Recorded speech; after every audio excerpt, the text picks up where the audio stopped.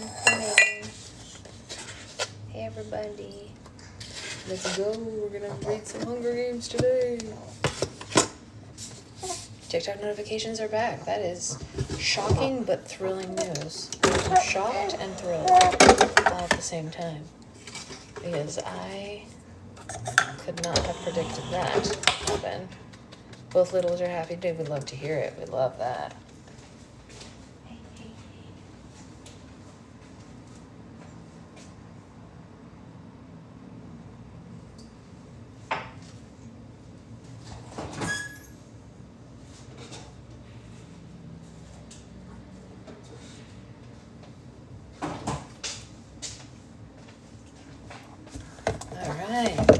I always get the notification, but the night ones I never get. Interesting. I wonder, hey Liz, I wonder why that is. That's so bizarre. I don't understand why TikTok can't just be consistent with their notifications and just like always give them to people who want them. If you've turned on notifications, shouldn't you always get them? Like, it doesn't make any sense to me. She looks long? Yeah. She was 22 inches at her appointment yesterday. 22 inches. Look at that. Long girl. Long girl. And I read the song live notifications. Like, what? How do they differentiate between which ones they want to give notifications for and which ones they don't? I don't know. I don't get it. It makes no sense. But how do they know?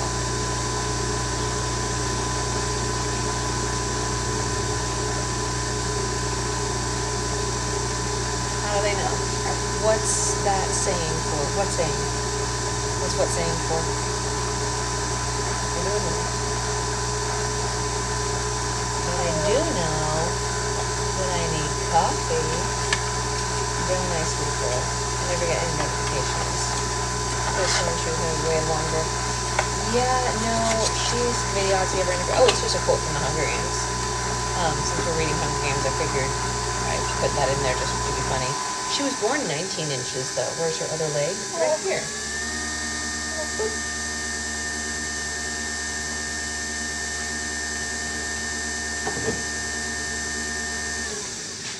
Count on Grandma to wonder where her other leg is.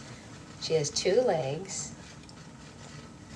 Yeah, good stuff, right? 2 legs. You guys, I made those legs. I built these legs. It's true.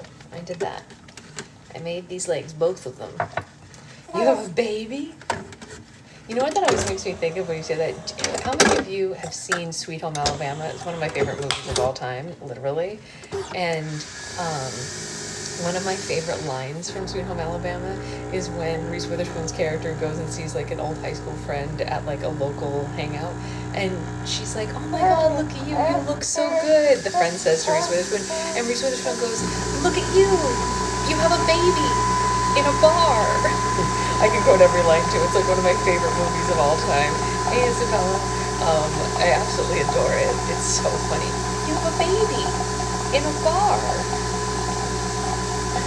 Oh, it cracks me up every time. I know it shouldn't be funny, but it is. Sure is. Every time it makes me laugh. I also said something that was filtered. What did you say that was filtered, Liz? What was it? What was it? Why are we making those sounds? You're fine. You ate. You ate. You did. You ate. Hell's Bells, Felony Melanie. That's right. I did a painting today where I would be able to... Oh! You should email it to us, Isabella. On my website, there's a contact form, and you can send us anything, and I can show it in book club, because I can do a green screen.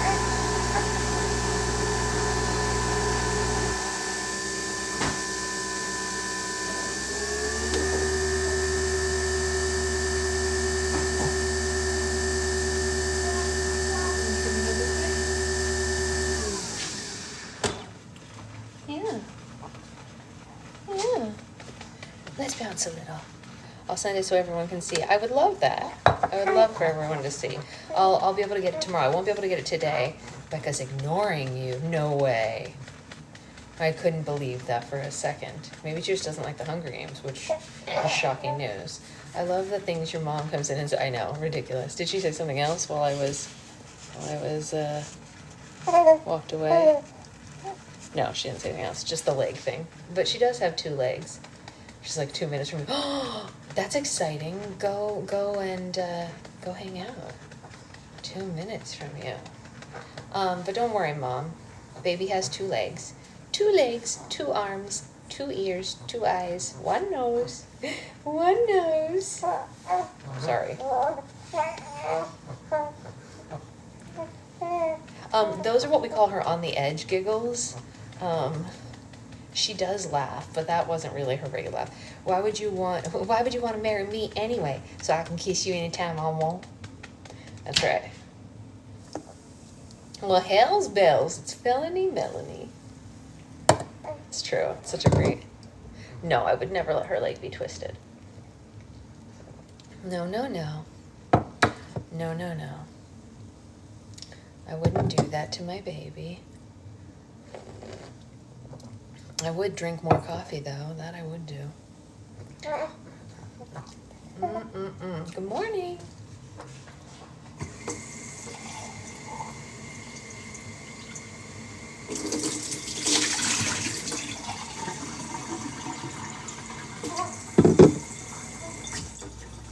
I actually take wearing her very seriously because I read about a lot of like things or whatever, and can we add Karen Reed Trout? Yes, we definitely can. I can't add an additional chat because I'm maxed out on chats, but we can add a section where people can discuss it. Yes, I absolutely can do that for you. Weird question, but does the coffee affect her at all? No. So this is a great question. A lot of people, I really hope so, Christy. A lot of people say that some babies are affected by it. Our pediatrician gave us things to look out for it. And she does not seem to be affected by it. Just like some babies are affected by dairy and so on, she does not seem to be affected by dairy either, which is great for mommy. Now, tell me, would I give up dairy if she was affected by it? Of course I would, but my pediatrician said I don't have to because she seems to not be affected by it, which is great for me.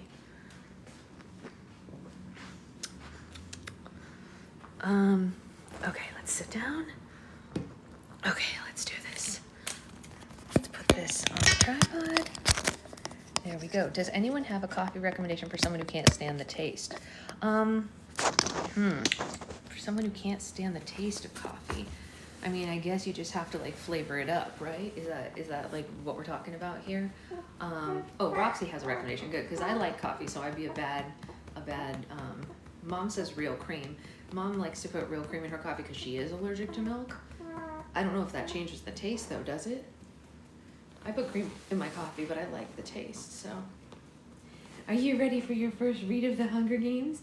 We didn't even know you were gonna exist last time I read this book. Mommy lived in New York City. Should I send it to your personal? Yeah, that's perfect, Isabella. Do that. That sounds great. So last time Mommy read this book, Mommy was in college, yeah, and she lived in New York City, yeah, Aldi's Italian sweet cream cold foam, yum, yum, yum. And I bought this book at a bookstore in the Village on 12th Street. Yeah, I walked up from St. Mark's to 12th Street to purchase the book on the recommendation of a friend, and I loved it. It was great. Yeah, we have the physical book. Yes, it's very old. It's been through a lot. I think it's waterlogged from some moves, but you know, good stuff. And it even says, catch the second book in the trilogy on the back. That's how old this is. Yeah. Let's see what edition this is. You've only ever seen, look at how badly this is waterlogged from one of my moves. Or, oh no, you know what? I bet this isn't waterlogged from moving. I bet this is waterlogged from, when the sprinklers went off in my apartment while I was away. You guys remember, any of you who have been around since the shutdown times, my apartment got broken into by the fire department while I was gone one time. So, that's probably what this waterloggedness is from, if I'm being honest. Look at this. Oh my gosh, it's destroyed. Destroyed. Yes, I use sugar-free sweet cream from Coffee Mate, and you can get that pretty much everywhere. Wow. Okay. Deep breath. You need to take a deep breath. Deep breath. Deep breath. Oh, I love the sweet cream from Coffee Mate, the Italian sweet cream. It's so good, and it's sugar-free. I love it. Love it. Love it. Love it. All right. So let's see what edition of the book this was. Let's see.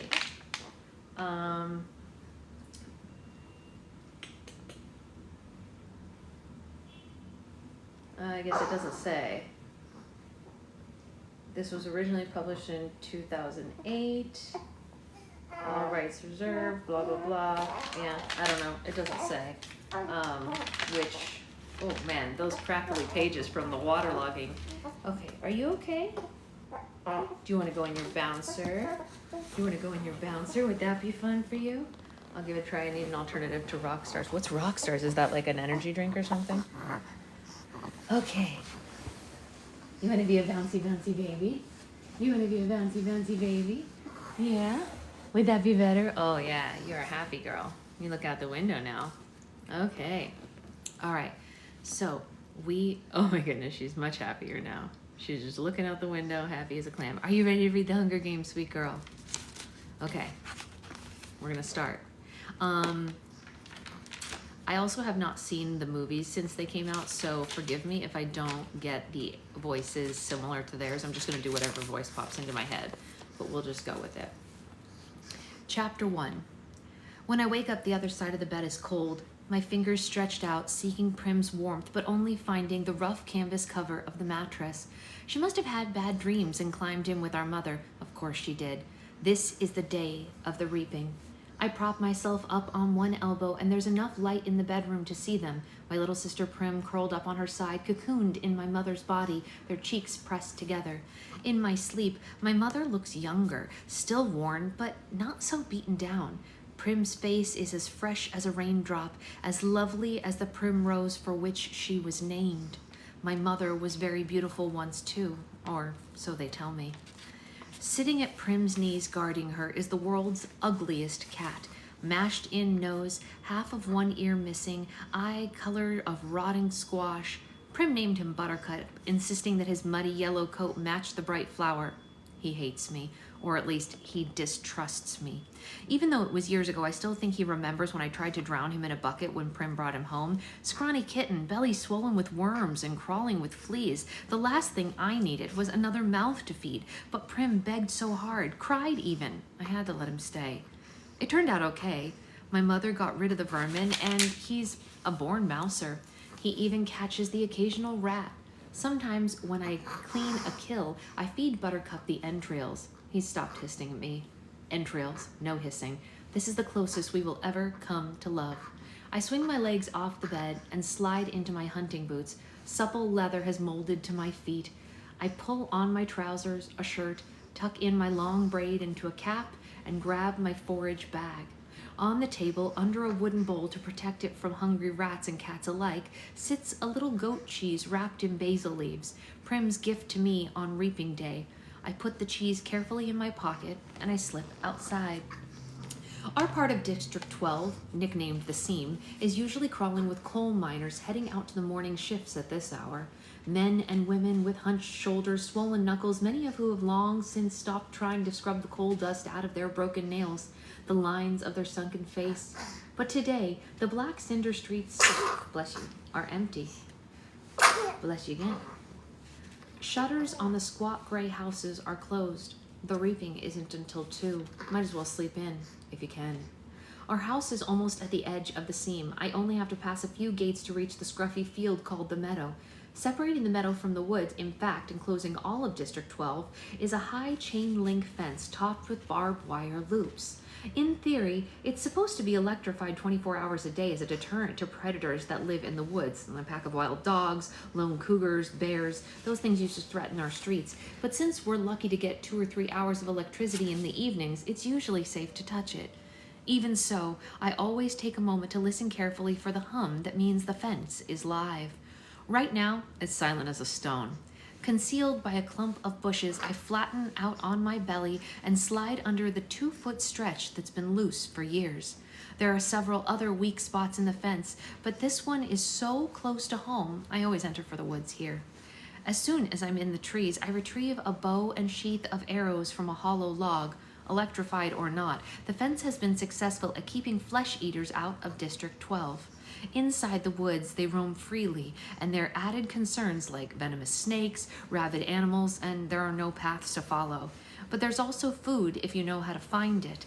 My father knew, and he taught me some before he was blown to bits at a mine explosion. There was nothing even to bury. I was 11 back then. 5 years later, I still wake, screaming for him to run.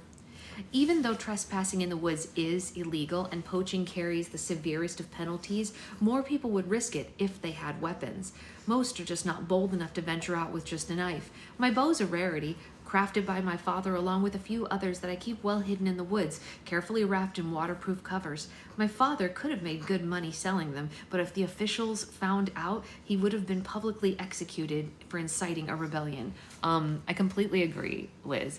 Everything about this, it feels so different to read this now, like all these years later, and having read all of the follow-up books and all the prequels. I mean, wild. There's like something to it. It feels so good. I don't know. It's really, really fantastic.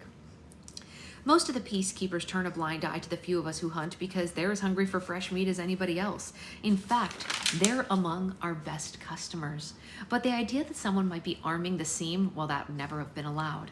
In the fall, a few brave souls sneak into the woods to harvest apples, but always in sight of the meadow, always close enough to run back to the safety of District 12 if trouble arises. District 12, where you can starve to death in safety, I mutter, and then I glance quickly over my shoulder, and even here, in the middle of nowhere, you worry. Someone might overhear you. When I was younger, I scared my mother to death. The things that I would blurt out about District 12, about the people who rule our country, Pan Am, from the far-off city called the Capital. Eventually, I understood that this would only lead to more trouble, so I learned to hold my tongue and to turn my features into an indifferent mask so that no one could ever read my thoughts. I do my work quietly in school, make only polite small talk in the public market, discuss little more than trades in the Hob, which is a black market where I make most of my money.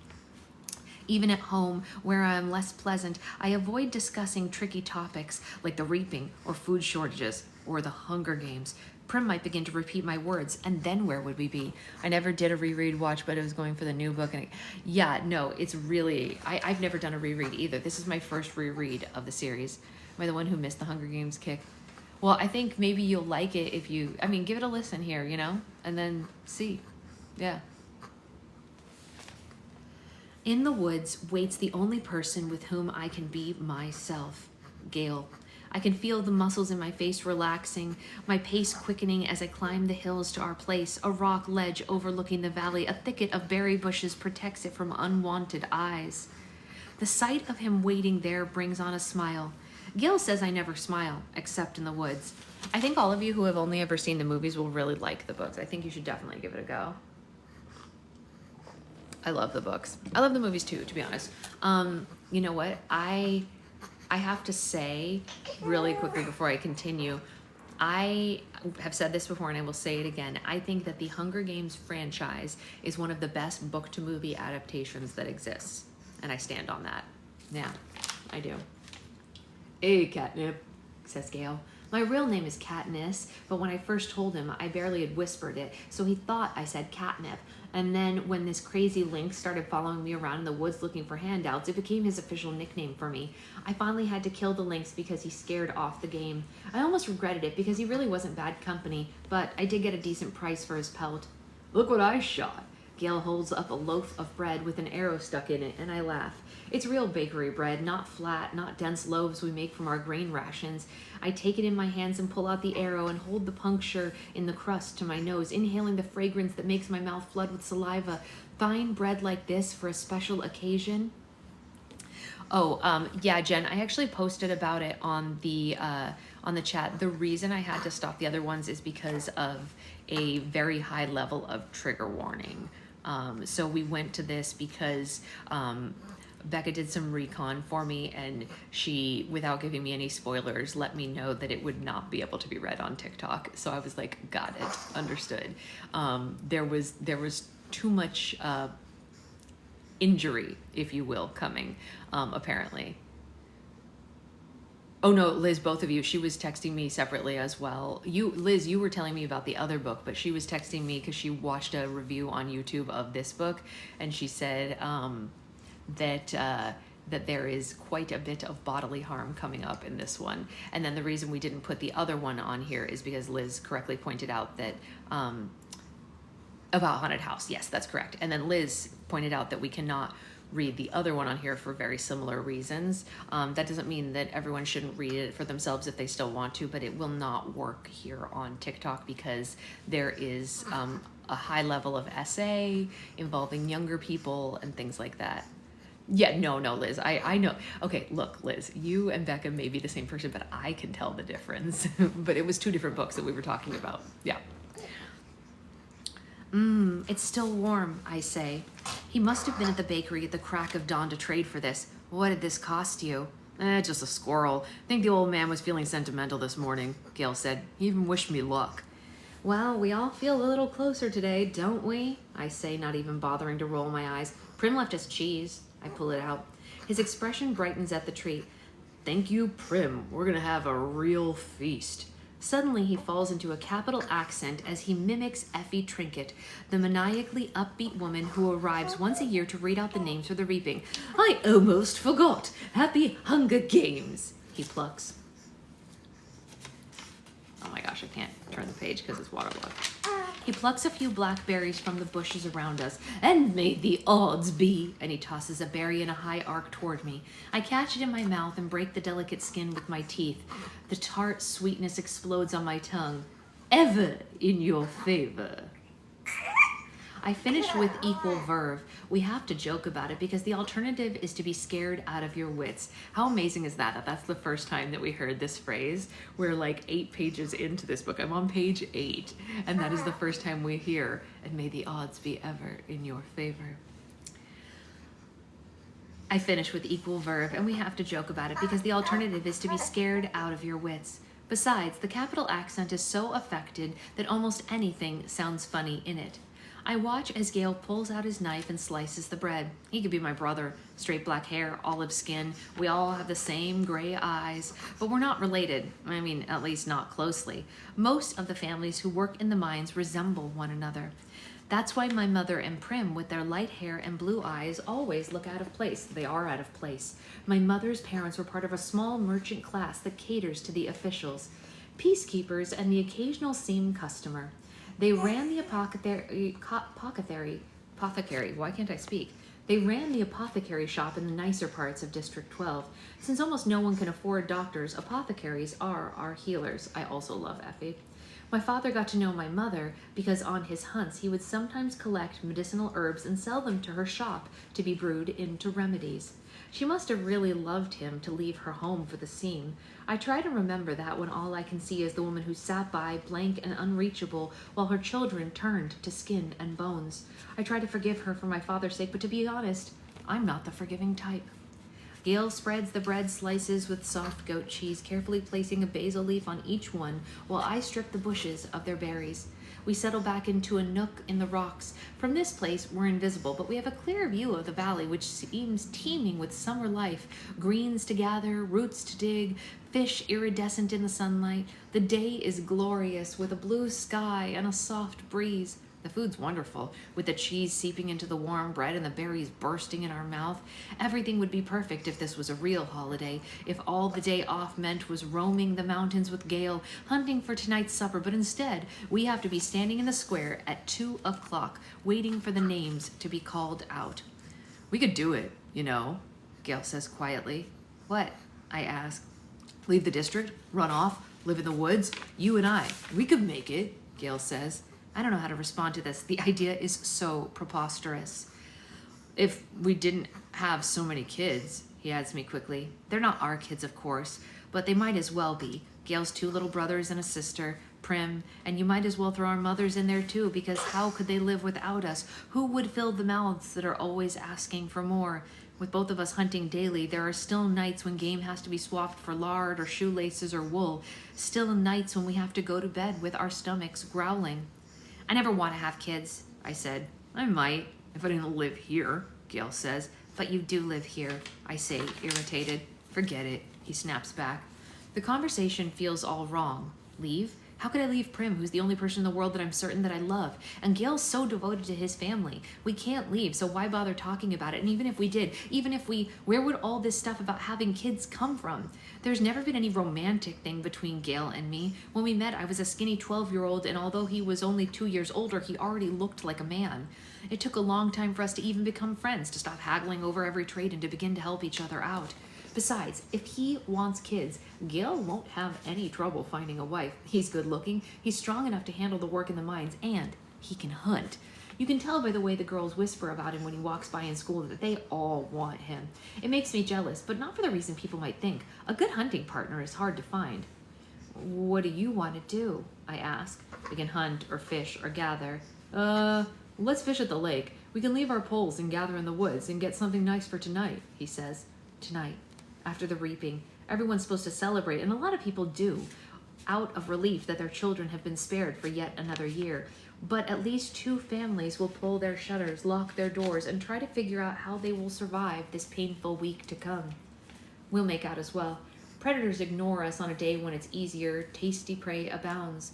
By late morning, we have a dozen fish, a bag of greens, and best of all, a gallon of strawberries. I found a patch a few years ago, but Gail had the idea to string mesh nets around it to keep out the animals.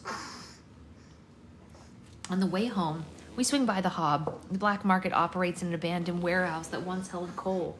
When they came up with a more efficient system to transport the coal directly from the mines to the train, the Hob gradually took over the space. Most businesses are closed by this time on reaping day, but the black market is still fairly busy. We easily trade 6 of our fish for good bread and the other 2 for salt. Greasy Say, the bony old woman who sells bowls of hot soup from the large kettle, takes half the greens off of our hands in exchange for a chunk of paraffin. We might do a tad better elsewhere, but we make an effort to keep on good terms with Greasy Say. She's the only one who can consistently be counted on to buy wild dog. We don't hunt them on purpose, but if you're attacked and you take out a dog or 2, well, honestly, meat is meat. Once it's in the soup, I'll call it beef, Greasy Say would say with a wink. And no one in the scene would turn up their nose at a good leg of wild dog, but the peacekeepers who come to the Hob can afford to be a little choosier. When we finish our business at the market, we go back to the back door of the mayor's house to sell half the strawberries there, knowing that he has a particular fondness for them and can afford our prices. The mayor's daughter, Mage, opens the door. She's in my year at school. Being the mayor's daughter, you'd expect her to be a snob, but she's all right. She just keeps to herself, like me. Since neither of us really has a group of friends, we seem to end up together a lot at school, eating lunch, sitting next to each other at assemblies, partnering for sports activities. We rarely talk, which honestly suits both of us just fine. Today, her drab school outfit's been replaced by an expensive white dress, and her blonde hair is done up with a pink ribbon. Reaping clothes. Pretty dress, Gail says. Mage shoots him a look, trying to see if it's a genuine compliment or if he's just being ironic. Okay, it is a pretty dress, but she would never be wearing it ordinarily. She presses her lips together and then smiles. Well, if I end up going to the Capitol, I want to look nice, don't I? Now it's Gail's turn to be confused. Does she mean it, or is she messing with him? I'm guessing it's the second. You won't be going to the Capitol, Gail says coolly, and his eyes land on a small circular pin that adorns her dress. It's real gold, beautifully crafted. It could keep a family in bread for months. What can you have, like 5 entries? I had 6 when I was just 12 years old. That's not her fault, I say. No, it's no one's fault. It's just the way it is, Gail says, and Mage's face has become closed off. She puts the money for the berries in my hand. Hey, good luck, Katniss.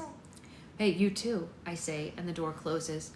We walk toward the seam in silence. I don't like that Gale took a dig at Mage, but he's right, of course. The reaping system is unfair, with the poor getting the worst of it. You become eligible for the reaping the day you turn 12. That year, your name is entered once, at 13, twice, and so on until you reach the age of 18, and the final year of eligibility when your name goes into the pool 7 times. It's true for every citizen in all 12 districts in the entire country of Panem. But here's the catch. Say you're poor and starving like we were, you can opt to add your name in more times in exchange for a tesserae. A tessa is worth a meager year's supply of grain and oil for one person. You may do this for each of your family members as well. So at the age of 12, I had my name entered 4 times. Once because I had to, and 3 times for the tesserae for grain and oil for myself, Prim, and my mother. In fact, every year I needed to do this, and the entries are cumulative. So now, at the age of 16, my name will be in the reaping 20 times. Gale, who's 18, has been either helping or single-handedly feeding a family of 5 for 7 years. Yeah, his name will have been in there 42 times. You can see why someone like Mage, who has never been at risk of needing a tessera, can set him off. The chance of her name being drawn is very slim compared to those of us who live in the scene. It's not impossible, but slim. And even though the rules were set up by the capital, not the districts, certainly not Madge's family, it's still hard to resent those who don't have to sign up for a tesserae. Gil knows his anger at Mage is misdirected. On other days deep in the woods, I've listened to him rant about how the tesserae are just another tool to cause misery in our district, a way to plant hatred between the starving workers of the seam and those who can generally count on supper and thereby ensure that we will never trust one another. It's the capital's advantage to have us divided amongst ourselves, he says, as if there were no ears to hear but mine. If it wasn't reaping day, if a girl with a gold pin and no tesserae had not made what I'm sure she thought was a harmless comment, well, as we walk, I glance over Gale's face, still smoldering underneath his stony expression. His rage seems pointless to me, although I would never say so. It's not that I don't agree with him, I do. But what good is yelling about the capital in the middle of the woods? It doesn't change anything. It doesn't make things fair. It doesn't fill our stomachs. In fact, it scares off the nearby game. I do let him yell, though. Better he does it in the woods than in the district. Gale and I divide our spoils, leaving 2 fish, a couple of loaves of good bread, greens, a quart of strawberries, salt, paraffin, and a bit of money for each other. See you in the square, I say. Yeah, wear something pretty, he says flatly. At home, I find my mother and sister ready to go. My mother wears a fine dress from her apothecary days, and Prim is in my first reaping outfit, a skirt and a ruffled blouse. It's a bit big on her, but my mother's made it stay in place with pins. Even so, she's having trouble keeping the blouse tucked in at the back. Oh, I'm so glad. Hi, baby Ember. I'm glad you love it. It's probably the voice that I gave Katniss, right? It's like a calming voice, because Katniss is like a really calming character, to me anyway. A tub of warm water waits for me, and I scrub off the dirt and sweat from the woods and even wash my hair. To my surprise, my mother has laid out one of her own lovely dresses for me, a soft blue thing with matching shoes. Are you sure? I ask. I'm trying to get past the rejection offers to get help from her. For a while, I was so angry I wouldn't allow her to do anything for me, and this is something special. Her clothes are her past, and they're very precious to her. Of course. Let's put your hair up too, she says, and I let her towel dry it and braid it up on my head, and I can hardly recognize myself in the cracked mirror that leans against the wall. You look beautiful, says Prim in a hushed voice. And nothing like myself, I say, and I hug her, because I know these next few hours will be terrible for her. It's her first reaping. Well, she's about as safe as you can get since she's only entered once. I wouldn't let her take out any tesserae, but she's worried about me. The unthinkable might happen. I protect Prim in every way that I can, but I'm powerless against the reaping. The anguish that I always feel when she's in pain wells up in my chest and threatens to register on my face. I notice her blouse is pulled out of her skirt in the back, and I force myself to stay calm. Hey, tuck in your tail, little duck, I say, smoothing the blouse back into place. Prim giggles and gives me a small quack quack.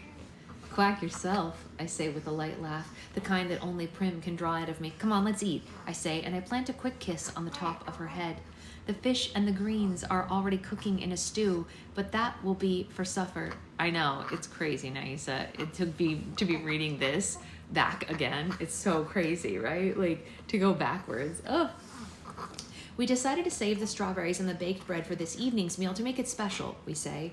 Instead, we drink milk from Prim's goat lady and eat the rough bread made from tessera grain, although no one has much of an appetite anyway. At 1 o'clock, we head for the square. Attendance is mandatory unless you're on death's door. This evening, officials will come around and check to see if this is the case, and if not, you will be imprisoned. It's too bad, really, that they hold the reaping in the square, one of the few places in District 12 that can be pleasant. The square is surrounded by shops, and on public market days, especially if there's good weather, it has a holiday feel to it. But today, despite the bright banners hanging on the buildings, there's an air of grimness. The camera crews, perched like buzzers on the rooftops, only add to that effect. People file in silently and they sign in. The reaping's a good opportunity for the Capitol to keep tabs on the population as well, bless you. 12 through 18-year-olds are herded into the roped areas marked off by ages. The oldest are in the front, and the young ones, like Prim, are toward the back. Family members line up around the perimeter, holding tightly to one another's hands. But there are others too, those who have no one they love at stake and no one they longer care for, who slip in among the crowd, taking bets on which 2 kids' names will be drawn. Odds are given on their ages, whether they're in the seam or merchant, and whether they will break down and weep. Most refuse dealing with the racketeers, but carefully, these same people tend to be informers, and who hasn't broken the law? I could be shot daily on a daily basis for hunting. It is horrible, I know, but you know what the crazy thing is? Well, I'm not going to give any spoilers, but that comes up another time, and it's now blowing my mind going back and reading it, because like it meant nothing to me back then when I first read that line, but now it means so much. Oh my God, wild. Not everyone can claim the same. Anyway, Gail and I agree that if we have to choose between dying of hunger and a bullet in the head, the bullet would be much quicker. The space gets tighter, more claustrophobic as people arrive. The square is quite large, but not enough to hold District 12's population of about 8,000. Latecomers are directed to the adjacent streets where they can watch the event on the screens as it's televised live by the state. I find myself standing in a clump of 6 teens from the seam. We all exchange terse nods and then focus our attention on the temporary stage that's been set up before the Justice Building. It holds 3 chairs, a podium, and 2 large glass balls, one for the boys and one for the girls. I stare at the paper slips in the girls' ball. 20 of them have Katniss Everdeen written all over them in careful handwriting. 2 of the 3 chairs filled with Mage's father, Mayor Undersea, who's a tall, balding man, and Effie Trinket, District 12's escort, fresh from the Capitol with her scary white grin, pinkish hair, and a green suit. Cosmo and Wanda think they're slick. They murmur to each other, and they look concerned at the empty seat. Just as the town clock strikes 2, the mayor steps up to the podium and begins to read. It's the same story every year. He tells the history of Panem, the country that rose up out of the ashes in a place once called North America. He lists the disasters, the droughts, the storms, the fires, the encroaching seas that swelled up so much that the land, the brutal war for what there was little sustenance remains. The result was Panem, a shining capital ringed by 13 districts who brought peace and prosperity to its citizens. And then came the dark days, the uprising of the districts against the capital. 12 were defeated, the 13th obliterated. The Treaty of Treason gave us new laws to guarantee peace, and as our yearly reminder of that dark day that must never be repeated, it gave us the Hunger Games. Oh, Samantha, I'm so glad. Apparently that's pretty common, so welcome and come anytime, but I've heard from a lot of people that I read their kids to sleep. It's something, I used to be a nanny, and there's something about my voice that puts kids to sleep, but I'm going to take it as a compliment. My kid is not asleep, but she's drowsy. The rules of the Hunger Games are simple. In punishment for the uprising, each of the 12 districts must provide 1 girl and 1 boy called tributes to participate. The 24 tributes will then be imprisoned in a vast outdoor arena that could hold anything from a burning desert to a frozen wasteland. Over a period of several weeks, the competitors must fight to the death. The last tribute standing wins. Taking the kids from our district and forcing them to kill one another while we watch, well, this is the Capitol's way of reminding us how totally at their mercy we are, how little a chance we would stand at surviving another rebellion. Whatever words they use, the real message is clear. Look how we take your children and we sacrifice them. And there's nothing you can do. If you lift a finger, we'll destroy every last one of you, just as we did in District 13. To make it humiliating as well as torturous, the Capitol requires us to treat the Hunger Games as a festivity, a sporting event pitting every district against the others. The last tribute alive receives a life of ease back home. Their district will be showered with prizes, largely consisting of food. All year, the Capitol will show the winning districts gifts of grain, oil, and delicacies like sugar, while the rest of us battle for starvation. Well, it is both a time for repentance and a time for thanks, intones the mayor. And then he reads the list of past District 12 victors. In 74 years, we have had exactly 2. Only one is still alive, Hamish Abernathy, a paunchy, middle-aged man who at this moment appears hollering something unintelligible, staggering onto the stage, and he falls into the 3rd chair. He's drunk, very drunk. The crowd responds with its token applause, but he's confused, and he tries to give Effie Trinket a big hug, but she barely manages to fend off. The mayor looks distressed, since all of this is being televised, and right now, District 12 is the laughing stock of Pan Am, and he knows it. He tries to pull the attention back to the reaping by introducing Effie Trinket. Oh, she fell asleep. Are you asleep? I think she might be asleep. Bright and bubbly as ever, Effie Trinket trots to the podium and gives her signature, "Happy Hunger Games, and may the odds be ever in your favor." Her pink hair must be a wig because her curls have shifted off center since her encounter with Hamish. She goes on about what an honor it is to be here, although everyone knows she's just aching to get bumped up to a better district where they have proper victors, not a drunk who molests you in front of the entire nation. Through the crowd, I spot Gail looking back at me with the ghost of a smile. As reapings go, this one has the slightest entertainment factor. But suddenly, I'm thinking of Gail and his 42 names in that big glass ball and how the odds are not in his favor. Compared to a lot of the boys, no. And maybe he's just thinking the same thing about me because his face darkens and he turns away. But there are still thousands of slips. I wish I could whisper that to him. It's time for the drawing, Effie Trinket says, as she always does. Ladies first! And crosses to the glass ball with the girls' names. She reaches in, she digs her hand deep into the ball and pulls out a slip of paper. The crowd draws in a collective breath and you can hear a pin drop, and I'm feeling nauseous and so desperately hoping that it's not me. Effie Trinket crosses back to the podium, smooths out the slip of paper, and reads out the name in a clear voice. And it's not me. It's Primrose Everdeen.